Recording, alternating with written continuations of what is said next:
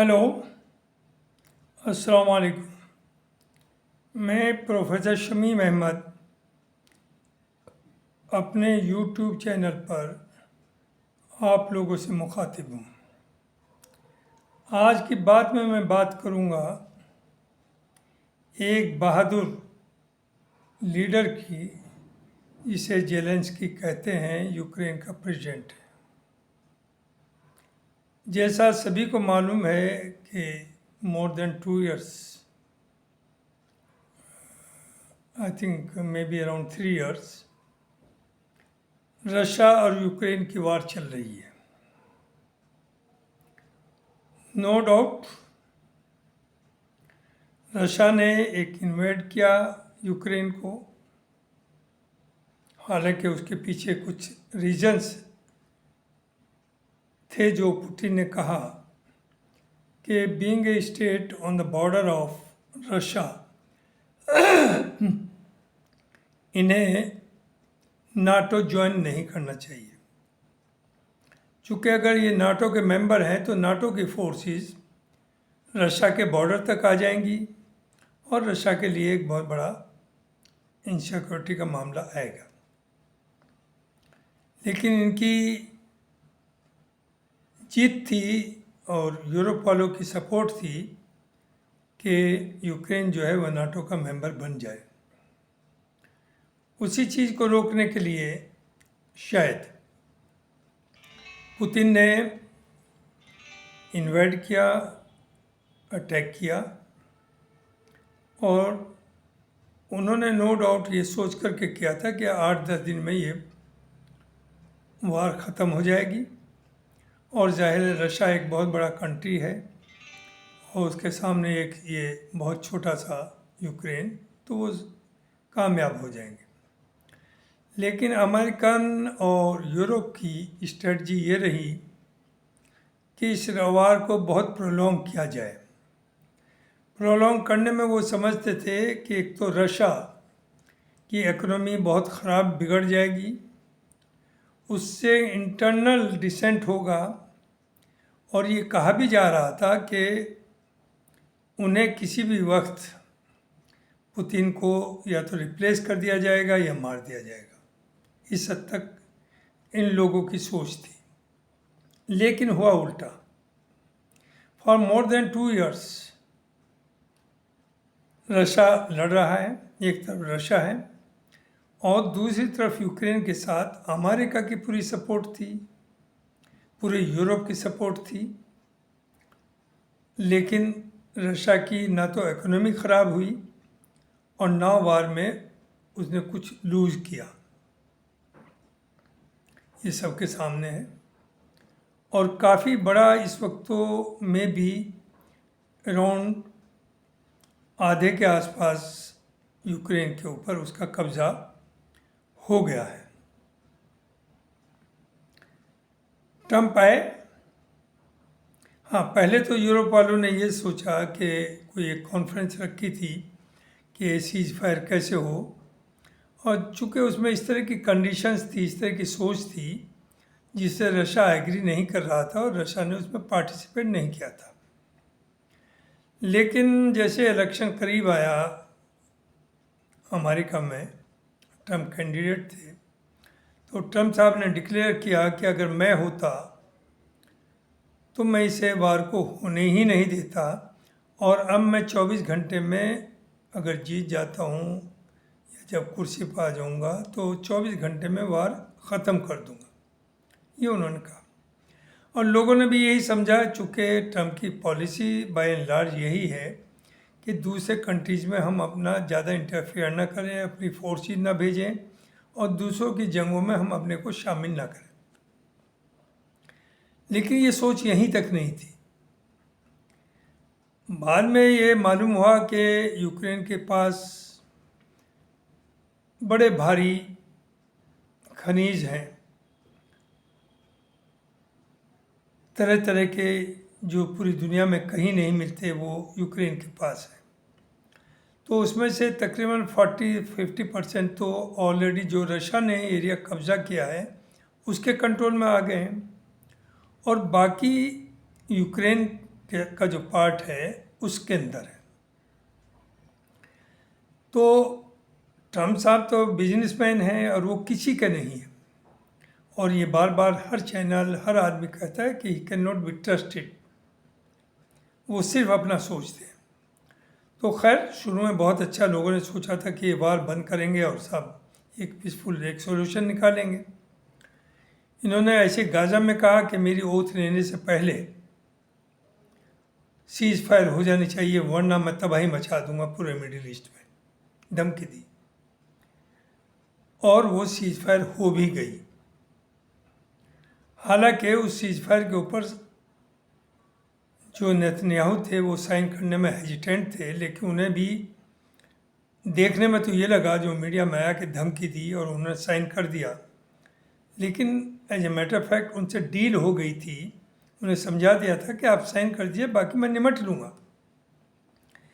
और ओथ लेते ही उन्होंने ये प्रपोजल रखा मिडिल ईस्ट में गाज़ा के लिए कि गाज़ा के लोग जितने भी हैं 22-23 लाख, वो जॉर्डन में चले जाएं और कुछ इजिप्ट में चले जाएं, और इज़राइल इस पर कब्ज़ा करके मुझे हैंड ओवर करें, और मैं इसे डेवलप करूंगा एक इंटरनेशनल बीच की फॉर्म में जहां लोग आया करेंगे। ज़रा गौर करिए, जो काम 16 महीने में 17 महीने जो जंग चली, जंग तो नहीं कहिए, एक तरफा मैसेकर चला, जो इज़राइल उसमें नहीं गेन कर पाया, और इज़राइल अकेला नहीं था, उसके साथ अमेरिका था, उसके साथ यूरोप था, उसके साथ अरब्स थे।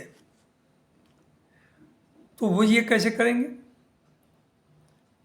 एनी हाउ, लेकिन ये कुछ हद तक वहाँ कामयाब हुए, चूँकि उन्होंने साथ साथ ये भी रखा कि अगर कोई अल्टरनेट प्रपोजल आता है तो हम उसे कंसिडर करेंगे। तो जो उनका मकसद था वो पूरा हो गया। ये मैं पहले भी चैनल में बोल चुका हूँ कि अरब्स एकदम घबराए, इजिप्ट और जॉर्डन का हम कैसे लें, चूँकि फ़लस्तीन को ले लेंगे तो हमारे साथ प्रॉब्लम होगी फिर। तो अरब्स ने खुद ही अपने से ऑफ़र कर दिया कि उसका रिकन्स्ट्रक्शन में जो कि जिम्मेदारी इजराइल, अमेरिका और यूरोप की थी, वो अपने सर पे ले ली और कि हम डेवलप करेंगे। और जो इजराइल की और अमेरिका की शुरू से डिमांड थी कि हमास अलग कर दिया जाए, गाजा विदाउट हमास, तो वो जिम्मेदारी भी अरब्स ने ले ली कि हम ऐसा एडमिनिस्ट्रेशन लाएंगे जिसमें हमास का कोई पार्टिसिपेशन नहीं होगा। क्या ये मुमकिन है? क्या ये वो कर पाएंगे? यही तो 15-16 महीने की जंग इसकी थी, नेतन्याहू की, इजराइल की, कि हमास को वहाँ से निकाल दिया जाए या हम ख़त्म कर दें और फिर आगे की सोचें। तो ये नहीं होगा। अब आइए इधर क्या हुआ कि आपने जिस तरह की बातें कर रहे हैं ट्रम्प, कभी कहते हैं पनामा की बात करते हैं, कभी मैक्सिको की बात करते हैं, कभी ग्रीनलैंड की बात करते हैं, कभी कनाडा के टेक ओवर की बात करते हैं, और वही करते करते इन्होंने ये कहा कि सीज फायर होगी यूक्रेन और रशिया के बीच में, और ना तो रशिया ने जो ऑक्यूपाई कर लिया वो लैंड वापस करेगा, और ना ही यूक्रेन कभी नाटो का मेंबर बनने दिया जाएगा, ये अपने ख्वाब छोड़ दे।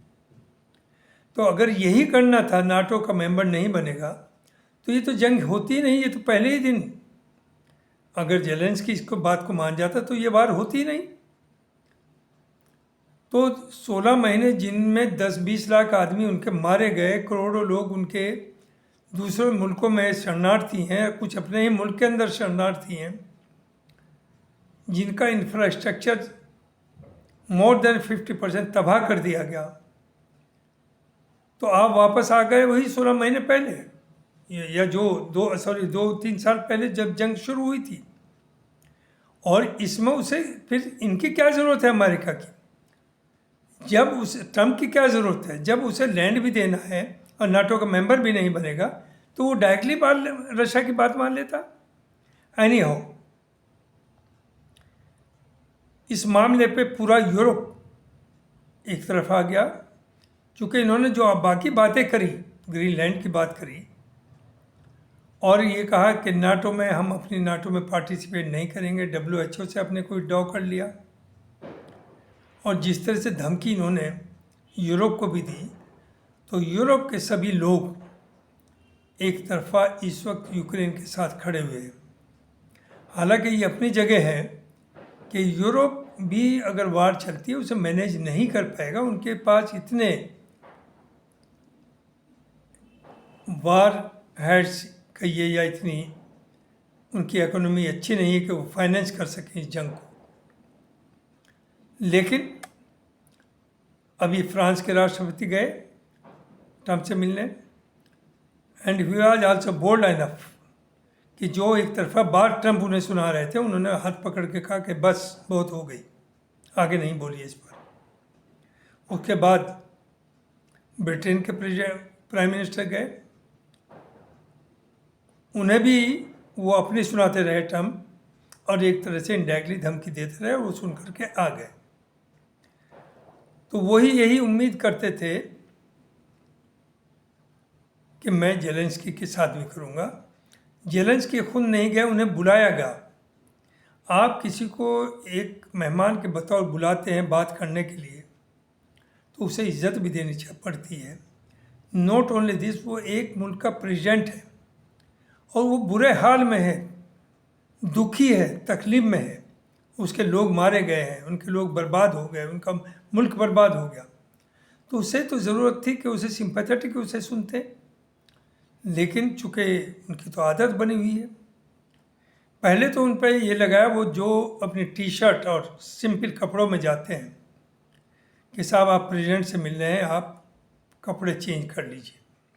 उसने कहा मेरा मुल्क बर्बाद है और मैं अच्छे कपड़े सूट और टाई लगा के जाऊंगा, आई विल नॉट। याद करिए गांधी जी जब ब्रिटेन गए, तो जब स्टेशन पर उन्हें लोग रिसीव करने पर आए, तो लोग पूछ रहे थे कि गांधी जी कहाँ हैं, गांधी जी से मिला है। पता चला गांधी जी तो एक अधनंगे, एक धोती के अंदर नंगे पैर वहाँ टहल रहे थे प्लेटफॉर्म के ऊपर। लोगों ने कहा गांधी जी ये क्या, आप इतने बड़े मुल्क की इतनी बड़ी जंग लड़ रहे हैं, आप इन कपड़ों में। तो गांधी जी ने मालूम है सभी को क्या कहा उन्होंने कहा ये दर्शाता है मेरे मुल्क की क्या कंडीशन है। मैं जो नंगा हूँ इसका मतलब ये कि मेरा मुल्क नंगा है, और मैं तब तक कपड़े नहीं पहनूंगा जब तक मेरा मुल्क के लोग इस काबिल ना हो जाए कि वो अच्छे कपड़े पहन सकें। इसे कहते हैं स्पिरिट। वही चीज़ जेलेंस्की ने करके दिखाई कि मैं कपड़े यहाँ टाई बांध के या सूट पहन के नहीं आऊँगा व्हाइट हाउस में, मैं इन्हीं कपड़ों में रहूँगा। चूँकि मेरे मुल्क का जो हालात है, जैसे मेरे लोग रह रहे हैं, मैं उनसे अलग नहीं हो सकता। एनी हाउ व्हाइट हाउस में गए, और वहाँ जिस तरह से ट्रंप ने बदतमीजी की उनके साथ, जिन्हें आपने एज ए गेस्ट इन्वाइट किया था, और इन्वाइट किस लिए किया था कि वो चाहते थे डील के पूरे। देखिए आप ज़रूर हालात देखिए कि अमेरिका ने अपने नाम के लिए उसे एक मदद की, वो 50 बिलियन है या 500 बिलियन है, I don't know exactly, but large amount no doubt. तो आप कह रहे हैं, पहले तो आपने ये धमकी दी कि वो हमारा कर्ज था, वो पूरा पैसा जो हमने जंग में आपको मदद की हमें वापस करिए। वो कहाँ से करेगा, उसे तो और ज़रूरत है, वो तो लड़ रहा है। तो ये तो दबाव बनाने का। फिर दबाव ये बनाया कि जो आपके यहाँ खनिज हैं उन पे हमें हमारे कब्जे में दीजिए, और हम उसे एक्सप्लॉइट करेंगे, और उसमें कुछ हिस्सा जाहिर है आपके मुल्क में आपको भी देंगे। जब उसने कहा कि जो हमारे यहाँ जो खनिज जिस ज़मीन के अंदर है वो आधा हिस्सा रशिया पे चला गया, तो आप उसका भी कांटेक्ट करिए, चूँकि वो तो हमारे ही मुल्क है, कब्जे में उनके है। उस पर आप चुप रहे, उस पर कुछ कमिट करने को, चूँकि आप में दम नहीं कि रशिया से आप ये कह सकेंगे कि look here, this is the part of Ukraine, और यूक्रेन की प्रॉपर्टी, और ये यूक्रेन ने हमारे साथ साइन की है डील, हम इसे एक्सप्लॉइट करेंगे। नहीं हुआ ऐसा। बहरहाल उन्हें he wanted to force him to sign the agreement. तो उसका ये कहना था कि चलिए हम ये भी मान लेते हैं कि जो हमें ज़मीन हमारी चली गई वो कब्जा लेगा, हम मान लेते हैं नाटो में नहीं जाएंगे। लेकिन कल को अगर रशिया ने फिर दोबारा हमारे ऊपर अटैक किया, उसकी क्या सिक्योरिटी होगी? उसकी हमें सिक्योरिटी चाहिए कि हमारे लोग पीसफुली आगे रह सकें, काम कर सकें और मुल्क को आगे बढ़ा सकें। तो उस पर ट्रंप साहब कोई भी किसी तरह की एश्योरेंस देने को तैयार नहीं थे और इतनी बदतमीजी उनके साथ की। आप कह रहे हैं कि आप तो ये बार 10 दिन भी नहीं लड़ सकते थे अगर हम सपोर्ट ना करें। पुतिन ये कहता था कि हम तो 24 घंटे में टेक ओवर कर लेंगे। तो आपकी सोच में और पुतिन की सोच में, जो पुतिन अपना मुल्क के लिए काम कर रहा है और मैं समझता हूँ बहुत अच्छा काम कर रहा है, बहुत बहादुर है। We can not condemn him, ये तो दुनिया है, दुनिया के पॉलिटिक्स है, सब चल रहा है, चलेगा। लेकिन जिस काम को जो पुतिन कह रहा है वही लैंग्वेज आप बोल रहे हैं ट्रंप साहब, इसका मतलब तो अंदाज़ा हो गया कि आपकी सोच क्या है। और इस आदमी ने वो बहादुरी दी, ही रिफ्यूज टू साइन, और वैसे ही वहाँ से वो व्हाइट हाउस से निकल गए। उन्होंने खाना तक वहाँ नहीं किया और अपने मुल्क वापस आ गए। इसे कहते हैं बहादुरी। जिस अमेरिका के सामने अरब कंट्री, जो दुनिया में सबसे ज़्यादा वेल्थ जिनके पास है, सऊदी अरब है, यूनाइटेड एमिरेट्स हैं, कुवैत है एंड अदर्स, उनकी हिम्मत नहीं। वो ट्रंप वहाँ आते हैं और उन्हें ऑर्डर करते हैं कि इतने बिलियंस डॉलर्स का आपको मिलिट्री के लिए इक्विपमेंट खरीदने हैं अमेरिका से, और वो खरीदते हैं। कतर एक छोटा सा कंट्री है, लास्ट टाइम यही हुआ कि पहले सऊदी में बेचा, यूएई में बेचा, उसके बाद कतर वालों पे दबाव दिया, उन्होंने भी खरीदा। तो इतनी बड़ी स्टेट्स, इतने बड़े पावरफुल, इतने बड़े पैसे वाले, उनकी हिम्मत नहीं बोलने की।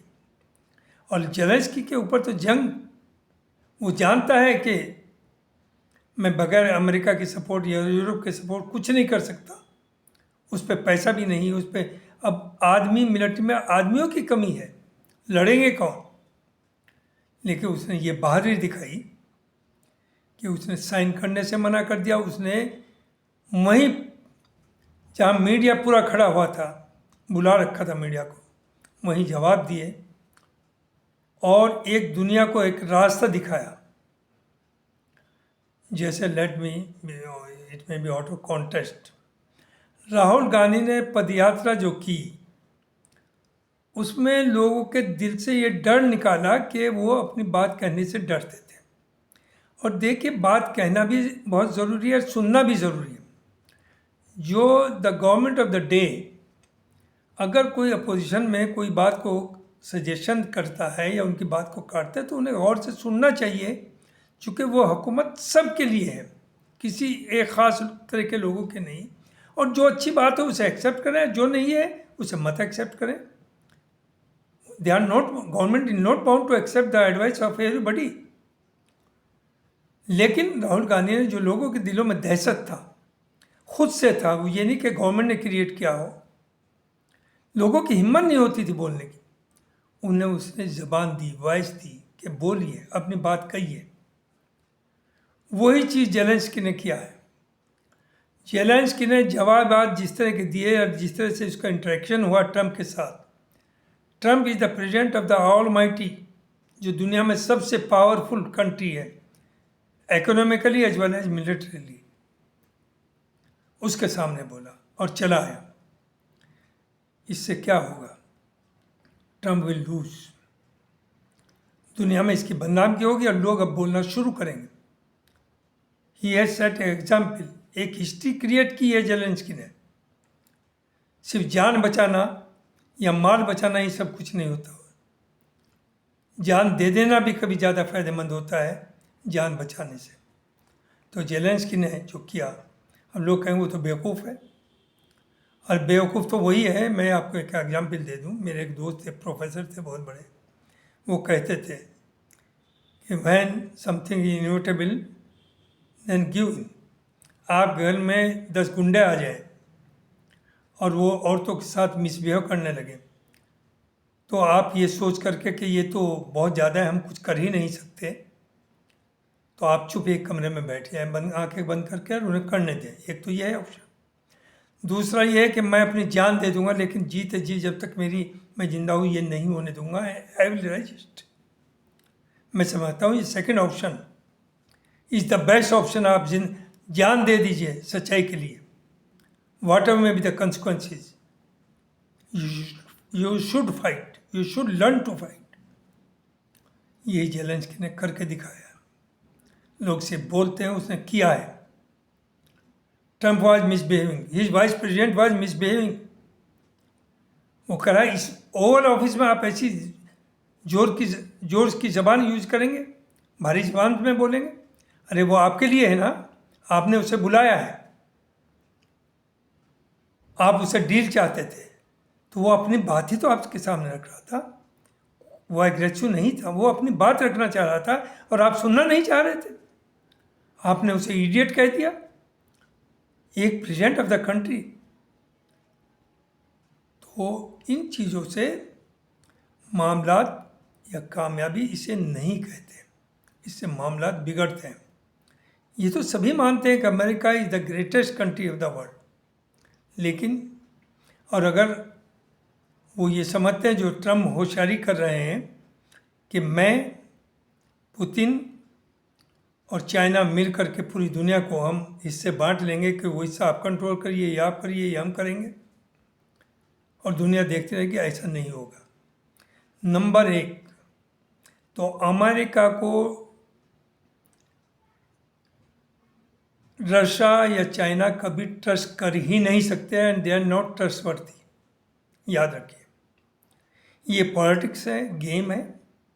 चूँकि ट्रम्प साहब वो सब बात कह रहे हैं जो पुतिन कहते आ रहे थे, और जो पुतिन चाहते हैं वही ट्रम्प साहब प्रपोजल ला रहे हैं और वही करना चाह रहे हैं। जरा गौर तो करिए, दुनिया में इस तरह का कोई फैसला होता है कि जो ज़मीन पर कब्जा आपने कर लिया वो आपकी, और जो आपकी डिमांड थी कि नाटो का मेंबर ना हो, वो नाटो का मेंबर कभी कह रहे हैं आप ख्वाब भूल जाइए कि आप नाटो का मेंबर हो, और आप तो हमारी सपोर्ट के बगैर 8 दिन भी जंग नहीं लड़ सकते थे। और उससे पहले ये स्टेटमेंट दिया कि इनके तो 4% भी लोगों फॉलोइंग नहीं है यूक्रेन के अंदर। आप डिमोरलाइज कर रहे हैं, आप चाह रहे हैं मुल्क के अंदर एक हंगामा खड़ा हो जाए। शर्म की बात है, आप प्रेसिडेंट इतने बड़े कंट्री के, आपकी जिम्मेदारी और लोगों से कहीं ज़्यादा है, क्योंकि आपका मैसेज दूर तक जाता है। लेकिन एनी हो, जेलेंस्की ने एक हिस्ट्री क्रिएट की है और वो करके दिखाया है जो दुनिया में आज तक न कोई कर पाया, और शायद आगे नहीं कहा सकता। आगे हो सकता है हिम्मत बढ़े और लोग करें, और America will lose, badly lose. ठीक है, यूरोप को अमेरिका की ज़रूरत है, लेकिन अमेरिका को भी यूरोप की ज़रूरत है। तो ये भूल जाइए कि ट्रम्प की दादागिरी सबके ऊपर चलेगी। एक छोटा सा दुखी आदमी ट्रबल में, उस आदमी ने इतना बड़ा स्टैंड लिया कि वो बगैर खाना खाए वापस हो गया अपने कंट्री को। Hell with you, that was it. तो बहुत बहुत शुक्रिया। हमेशा कोशिश करिए कि नंबर एक, तो अगर आप किसी को बुलाएं, चाहे लोकल लेवल पर, नेशनल लेवल पर, इंटरनेशनल लेवल पर, तो उसे इज्जत देना सीखिए, और उसकी बात को गौर से सोचिए, और फिर कोशिश करिए कि जो मामलात हैं वो पीसफुली हम आपस में बैठ करके रिजॉल्व कर सकें। चूँकि हेट्रेड या डिवीज़न या आपस में लड़ा करके ये बहुत लंबा नहीं चलेगा, ना चलना चाहिए, और ना इससे कोई मुल्क बड़ा होता है, ना मुल्क की तरक्की होती है। तो मुझे ये कहना है, बहुत बहुत शुक्रिया। Thank you very much for listening this.